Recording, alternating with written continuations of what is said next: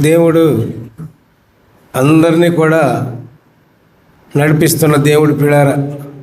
భూలోకంలో ఉన్న వారందరూ కూడా దేవుని బిడ్డలే.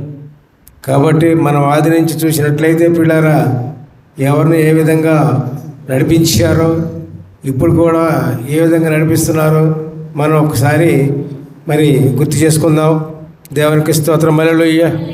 Praise the Lord, praise the Lord. మొట్టమొదట దేవుడు అబ్రహాముని పిలిచాడు.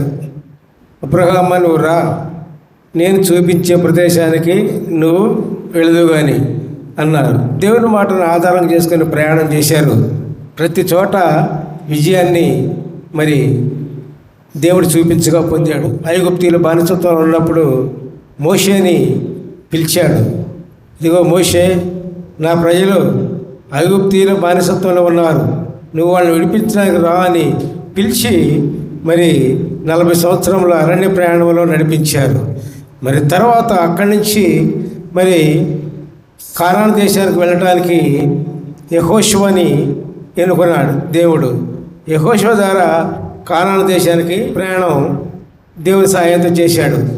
తర్వాత కానాను దేశం చేరుకున్నది ఎవరంటే పెద్దవాళ్ళలో కాలేబు ఒకడు, యెహోషువ ఒకడు, ఇద్దరే చేరుకున్నది. పెద్దవాళ్ళందరూ కూడా చచ్చిపోయారు, లేరు.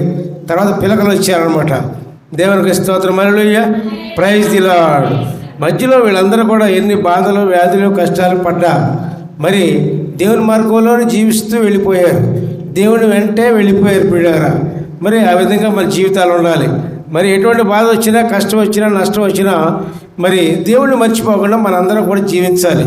దేవుడిని మర్చిపోతే మన జీవితాలు లేవు.